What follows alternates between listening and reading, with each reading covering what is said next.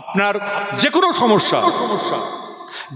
সমস্যা হোক, ফুরফুরা শরীফে ছুটতে হবে না, ফুরফুরা শরীফে।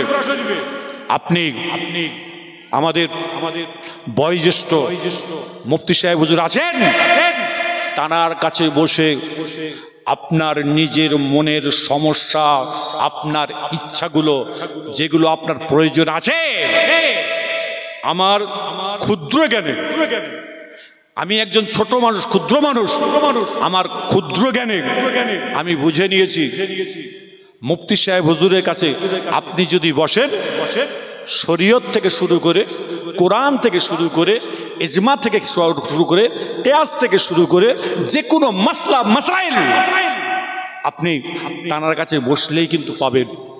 কেন? আল্লাহ পাক তানাকে সেই যোগ্যতা দান করেছেন, এবং আল্লাহ পাক তানার হায়াতকে দারাজ করুক। সবাই জোরে বলুন আলহামদুলিল্লাহ। আরেকটু আনন্দের সঙ্গে জোরে বলা যাবেন আলহামদুলিল্লাহ। তিনি দিনকে দিন, রাতকে রাত কি কষ্ট করে। আজকে আমি এসেই জিজ্ঞাসা করলাম, ঘুমিয়েছেন? বলে হুজুর 2 ঘন্টা ঘুমিয়েছি। চিন্তা করেছেন? কমপক্ষে একটা মানুষের 8 ঘন্টা 9 ঘন্টা ঘুম না হলে শরীর অসুস্থ, বিমার। তিনি আজকে কি করছে, কেন করছেন? একটাই কারণ, ইসলাম যেন টিকে থাকে, শরীয়ত যেন টিকে থাকে, আকায়েদ যেন টিকে থাকে, আকীদা যেন টিকে থাকে, এবং আমরা যে আহলে সুন্নতুল জামাতের মানুষ, আমাদের ঘরে কেউ না যেন আঘাত করতে পারে। আজকে আমি বুঝতে পারছি, ফুরফুরা শরীফের টাইটেল মাদ্রাসার মুহাদ্দিস সাহেব ছিলেন মাওলানা আবুল কাসেম সিদ্দিকী রাহমাতুল্লাহ আলাইহি। তিনি দুনিয়া থেকে চলে গেছেন প্রায় 2-2.5 বছর হলো। আজকে আপনাদের জামিয়াতে এসে আমি আজকে বাই ক্যামেরা বলে যাচ্ছি, যদি কারোর কোনো মাসলা, কোনো ফতোয়ার প্রয়োজন হয়, এদিক ওদিক অনেক সময় বলেন ফুরফুরা মাদ্রাসায় যাই, ফতোয়াটা নিয়ে আসি। আজকে বাই ক্যামেরা সর্ব জায়গার মানুষ শুনতে পাচ্ছেন। আমি প্রত্যেককেই বলবো, এদিক ওদিক না গিয়ে জামিয়া রহমানিয়াতে এসে মুফতি সাহেব হুজুরের কাছে ফতোয়া ফেলে দেন, উনি সঠিক উত্তরটা দিয়ে দেবেন। আরেকবার জোরে বলা যাবে না, কিছু নয় আর ভাবারও কিছু নয়। 1 নম্বর হলাম আমরা আল্লাহর বান্দা, এবং আমরা আখিরি নবী মুহাম্মদ রাসূল পাক সাল্লাল্লাহু আলাইহি ওয়াসাল্লামের উম্মতে মুহাম্মাদি আমরা এখানে বসে আছি। বিশেষ করে আজকে জামিয়া রহমানিয়াতে এসে বলে যায়, আমার নবী, আপনার নবী, দয়ার নবী হুজুর আকরাম সাল্লাল্লাহু আলাইহি ওয়াসাল্লামকে আমরা চিনেছি কোরআন এবং হাদিস থেকে, ইজমা এবং কিয়াস থেকে। যে রসুলকে তৈরি না করলে এত বড় পৃথিবী তৈরি হতো না, আমরা প্রত্যেকেই জানি। সেই রসুল পাক সাল্লাল্লাহু আলাইহি ওয়াসাল্লামের সুন্নাত, কোরআন সুন্নাহ নিয়ে আমরা চলাফেরা করি। বিশেষ করে আজকে যারা আমরা এখানে বসে আছি, আমার নবী, আপনার নবী, দয়ার নবী হুজুর আকরাম সাল্লাল্লাহু আলাইহি ওয়াসাল্লাম, তিনি জীবনে কোনোদিন বাচ্চা বয়স থেকে কোনোদিন ঝগড়া চাইনি, মারামারি চাইনি, দ্বন্দ্ব চাইনি, ফিতনা চাইনি। আমার নবী, আপনার নবী, দয়ার নবী হুজুর আকরাম সাল্লাল্লাহু আলাইহি ওয়াসাল্লাম যখন বাল্য বয়স, আপনাদের ইতিহাস প্রত্যেকের জানা আছে। আমার রসুল পাক সাল্লাল্লাহু আলাইহি ওয়াসাল্লামের দরবারে এমন সময় আমার রসুল পাকের কাছে রসুল পাক চাচা, তিনি একদিন একটা বিরাট বড় একটা আল্লাহর বাইতুল্লাহ ঘরের হাজরে আসওয়াদ পাথরকে নিয়ে যে একটা সমস্যা ঘটেছিল আপনাদের প্রত্যেকে জানা আছে। সেই সমস্যাকে যখন নিয়ে তারা যখন চারটে গোষ্ঠীর মধ্যে কন্দল হবে, মারপিট হবে, দ্বন্দ্ব হবে, এমন সময় তারা চিৎকার করে, এমন সময় রসুল পাক চাচা বলেছিল, আজকে আমরা মারপিট করবো ঠিক কথা, যে দল জিতবে সে আজকে হাজরে আসওয়াদ পাথরটাকে ওই জায়গায় নিয়ে রাখবে ঠিক কথাই, কিন্তু আমার একটা ভাইপো আছে, তার নাম হলো মুহাম্মদ ইবনে আব্দুল্লাহ, তার চিন্তা ভাবনা হলো খুব ভালো। আমার রসুল পাক সাল্লাল্লাহু আলাইহি ওয়াসাল্লামের দরবারে গেলেন।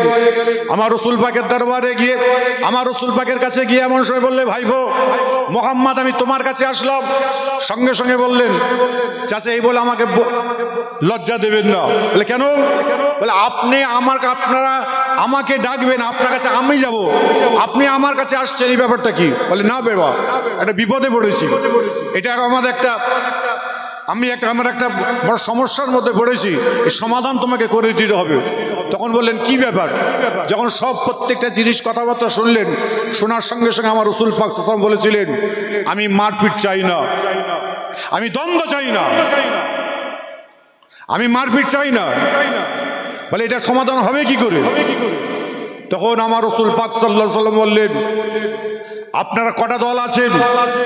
বলে আমরা 4 গোষ্ঠী এখানে আছি। বলে আপনার 4 দল, প্রত্যেকে বাড়ি চলে যান। বাড়ি যাওয়ার পরে আগামীকালকে শবে সাদেক সকালবেলায় আপনারা যে দল প্রথমে আসবে, যেই ব্যক্তি এখানে প্রথম আসবে, সেই কিন্তু হাজরে আসওয়াদ পাথরটাকে নিয়ে আল্লাহর বাইতুল্লাহ ঘরে লাগাবে। প্রত্যেকটা দল এক বাক্যে মেনে নিলেন, ঠিক কথাই বলেছেন, চলো প্রত্যেকে আমরা যাই। এমন সময় দেখা যাচ্ছেন প্রত্যেকটা দল বাড়ি চলে গেলেন, সকাল হয়েছে। এমন সময় শবে সাদেকের সময় কোনো ব্যক্তি আসেনি। আমার নবী, আপনার নবী, দয়ার নবী হুজুর আকরাম সাল্লাল্লাহু আলাইহি ওয়াসাল্লাম তিনি সর্বপ্রথম আসলেন। 4টে দলের মধ্যে যত মানুষ আসছেন, প্রত্যেকটা মানুষ জিজ্ঞাসা করছে কে প্রথম আসলো? প্রত্যেকেই বলছে মুহাম্মদ ইবনে আব্দুল্লাহ, মুহাম্মদ ইবনে আব্দুল্লাহ। 4 গোষ্ঠীর মধ্যে যখনই তারা আপনার কেউ শুনতে পেয়েছে, সকলে চলে এসে হাজির হয়ে গেল। আমার নবী, আপনার নবী, দয়ার নবী হুজুর আকরাম সাল্লাল্লাহু আলাইহি ওয়াসাল্লাম এমন সময় বললেন যে 4 গোষ্ঠীর মধ্যে লোকজন সবাই চলে এসেছেন। বলে অবশ্যই আমরা এসেছি। যখনই আসলেন, আসার পরে বললেন একটা চাদর নিয়ে আসেন। চাদর নিয়ে আসার পরে আমার রাসূল পাক সাল্লাল্লাহু আলাইহি ওয়াসাল্লাম বললেন, 4 গোষ্ঠীর যারা মেন আছেন আপনারা 4 জন ধরুন। 4 জন ধরার পরে বলে আরো যতজন আপনার সঙ্গী আছেন তারা আপনারা সকলে ধরুন। ধরবার পরে আমার নবী, আপনার নবী, দয়ার নবী হুজুর আকরাম সাল্লাল্লাহু আলাইহি ওয়াসাল্লাম তিনি এমন সময় বললেন, এই একটা ছোট্ট কথা বলি, এই পাথরটাকে কি আমি মুহাম্মদ ইবনে আব্দুল্লাহ, আপনারা যদি হুকুম দেন, আদেশ যদি দেন, তাহলে এই পাথরটাকে কি এই চাদরের মধ্যে নিয়ে রাখতে পারি?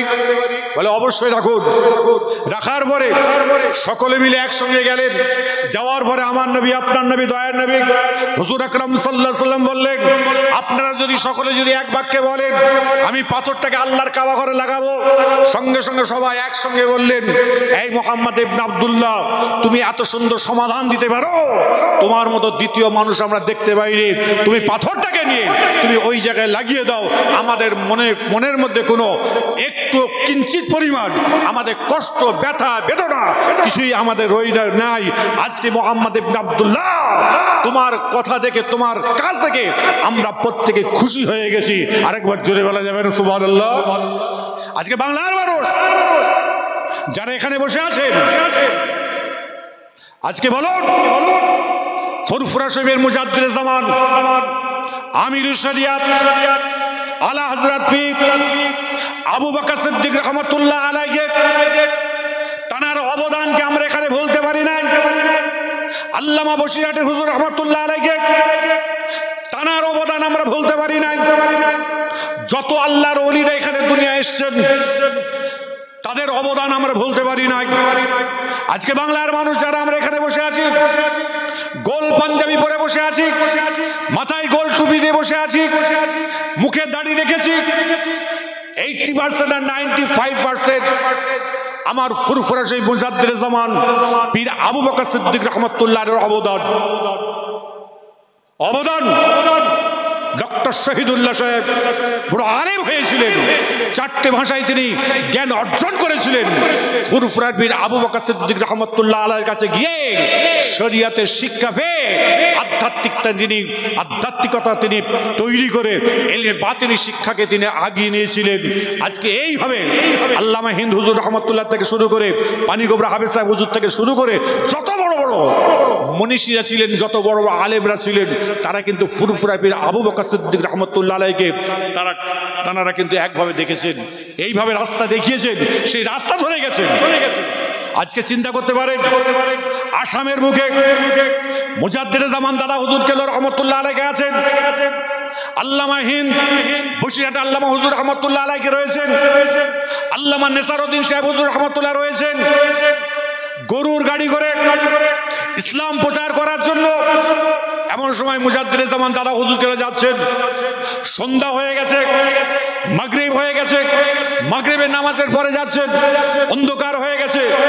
এমন সময় মোষের গাড়ি যিনি চালান, মোষের গাড়ি গাড়োয়ান সে বলছে, হুজুর সামনে পোকা আছে, আমি যাব না, সামনে পোকা আছে, আমি যাব না। তখন মুজাদ্দিদ জামান পীর আবু বকর সিদ্দিক রহমতুল্লাহ আলাইহি আল্লামা হিন্দ হুজুরকে বললেন, নেসারউদ্দিন সাহেব হুজুরকে বললেন, কি ব্যাপার, পোকাটার মানের অর্থ কি একটু জানো? এমন সময় মুজাদ্দিদ জামান পীর আবু বকর সিদ্দিক রহমতুল্লাহ আলাইহি 2-3 মিনিট পরে বললেন, বুঝেছি, সামনে বাঘ রয়েছে, সামনে বাঘ রয়েছে, যাওয়া যাবে যে যাবে না। এই বসিরহাট আল্লামা হুজুরকে বললেন, মৌলানা বড় মৌলানা সাহেব, নেসারউদ্দিন সাহেব, আজকের এই মোষের গাড়ির পাইলটকে, গাড়োয়ানকে মিডিলে বসাও, মিডিলে বসাও, আর আমি আবু বকর, আমি আজকে গাড়োয়ান হব। এমন সময় মুজাদ্দিদ জামান দাদা হুজুর কেবলা রহমতুল্লাহ আলাইহি মোষের গাড়িকে তাড়াচ্ছে, মোষের গাড়ি যাচ্ছে, সামনে দেখতে পাচ্ছেন দুটো বাঘ, দুদিকে রয়েছে, দুদিকে দুটো বাঘ। এমন সময় দেখা যাচ্ছে মুজাদ্দিদ জামান পীর আবু বকর সিদ্দিক রহমতুল্লাহ আলাইহির দিকে ডান দিকের বাঘটা তাকিয়ে বিড়ালকে আদর করলে যেরকম মায়া করে মুখটাকে গুজে নেয়, একটা বাঘ মাথাটাকে গুজে নিয়েছে, আর দ্বিতীয় বাঘটা আস্তে আস্তে সুরসুর করে চলে যাচ্ছে। আল্লামা হুজুর রহমতুল্লাহ আলাইহি বলছেন, অনেকটা দূরে যাওয়ার পর আমি দেখছি ওই বাঘ কিন্তু চুপচাপ মাথায় হ্যাট করে রয়েছে, আমার মুজাদ্দিদ জামানের দিকে তাকাতে পারলো না, আমাদের গাড়ির দিকে, আমাদের মোষের গাড়ির দিকে তাকালো না। আরেকবার জোরে বলা যাবে না সুবহানাল্লাহ? আজকে বড় বুঝুন, আজকে আমাদের জানার দিন। সেই মুজাদ্দিদ জামান পীর আবু বকর সিদ্দিক রহমতুল্লাহ আলাইহির বাড়ির সন্তান ছিলেন, তার 5টা আওলাদ, 5 আওলাদ, তার 5 আওলাদের 32টা আওলাদ। আমি দেখেছি তাদের ভিতরে ইলম, তাদের ভিতরে আকায়েদ, তাদের ভিতরে আকীদা যেভাবে ছিল, আজকে আমরা প্রত্যেকে সেই ভারসাম্য হারিয়ে ফেলছি। তারই জন্য বাংলার মানুষদের আমি সচেতন করতে এসেছি আজকে। খবরদার, আমরা আল্লাহ পাক পরওয়ারদিগার বেনিয়াজ কোরআন শরীফের মধ্যে ঘোষণা দিয়েছেন, বিসমিল্লাহির রহমানির রহিম, ওয়াতাসিমু বিহাবলিল্লাহি জামিয়া ওয়ালা তাফাররাকু। একত্ববাদ। আমাদের কোরআন কটা? এটা আওয়াজ দিয়ে বলবেন, জোরে বলবেন, কিন্তু কারোর মুখটা বন্ধ থাকে, উচ্চ আওয়াজে বলেন, কোরআন কটা? নবীর হাদিস কটা? হ্যাঁ, আচ্ছা, আমাদের দেশে জোহরের নামাজ 4 রাকাত, তাই তো? ফরজ নামাজ, জোহরের ফরজ কয় রাকাত? জোরে বলুন। আচ্ছা, সৌদি আরবে কয় রাকাত? 6 রাকাত, 4। সর্ব জায়গাতেই 4 তো। আমরা যে এখানে বসে আছি, আমরা এক তো নাকি? আর জোরে বলুন। হ্যাঁ, আমরা যদি এক হই, আমরা কোরআন, হাদিস, ইজমা, কিয়াসের মানুষ, আমরা এক। আমাদের ভ্রাতৃত্ব, আমাদের ভালোবাসা একটা জায়গায় থাকবে। খবরদার, এই ভ্রাতৃত্বটাকে যারা ভাঙতে আসবে, তাদের হাত নয়, তাদের পা নয়, তাদের ঘর আমরা গুড়িয়ে দেবো একদম, সে যেই হোক না কেন। আজকে আছে, আজকে ইসলামটাকে দলবাজি করে আজকে শেষ করার জন্য আজকে আমার মতো কিছু পীরজাদা, পীর সাহেব, আলেম লেগে পড়েছে।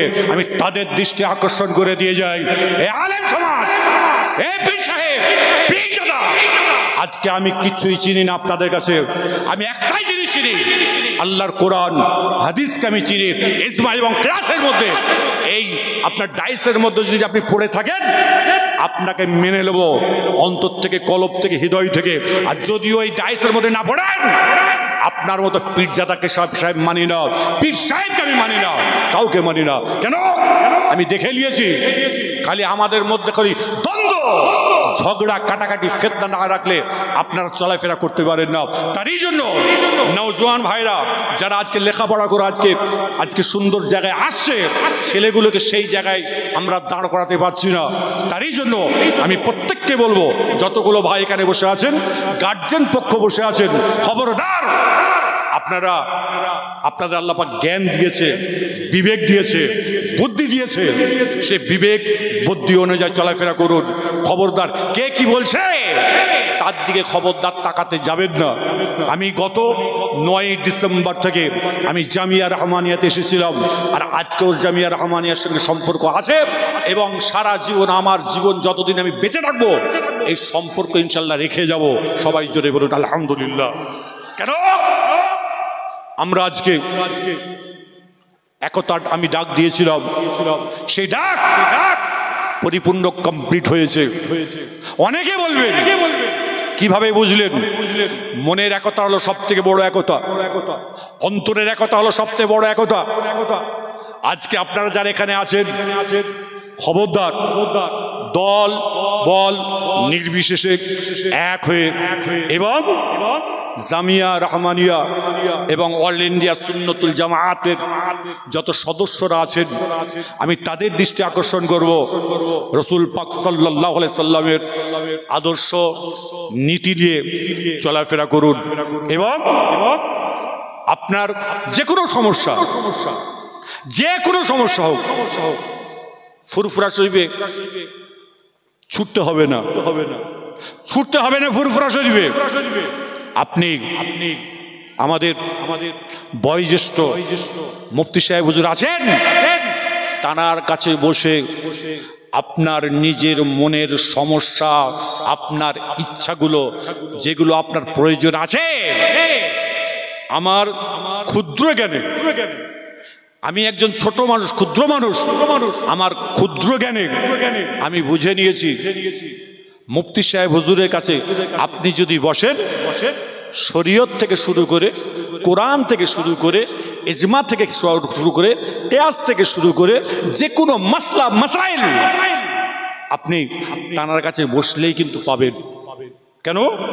আল্লাহ পাক তানাকে সেই যোগ্যতা দান করেছেন, এবং আল্লাহ পাক তানার হায়াতকে দারাজ করুক। সবাই জোরে বলুন আলহামদুলিল্লাহ। আরেকটু আনন্দের সঙ্গে জোরে বলা যাবেন আলহামদুলিল্লাহ। তিনি দিনকে দিন, রাতকে রাত কি কষ্ট করে। আজকে আমি এসেই জিজ্ঞাসা করলাম, ঘুমিয়েছেন? বলে হুজুর 2 ঘন্টা ঘুমিয়েছি। চিন্তা করেছেন? কমপক্ষে একটা মানুষের 8 ঘন্টা 9 ঘন্টা ঘুম না হলে শরীর অসুস্থ, বিমার। তিনি আজকে কি করছে, কেন করছেন? একটাই কারণ, ইসলাম যেন টিকে থাকে, শরীয়ত যেন টিকে থাকে, আকায়েদ যেন টিকে থাকে, আকীদা যেন টিকে থাকে, এবং আমরা যে আহলে সুন্নতুল জামাতের মানুষ, আমাদের ঘরে কেউ না যেন আঘাত করতে পারে। আজকে আমি বুঝতে পারছি, ফুরফুরা শরীফের টাইটেল মাদ্রাসার মুহাদ্দিস সাহেব ছিলেন মাওলানা আবুল কাসেম সিদ্দিকী রাহমাতুল্লাহ আলাইহি। তিনি দুনিয়া থেকে চলে গেছেন প্রায় 2-2.5 বছর হলো। আজকে আপনাদের জামিয়াতে এসে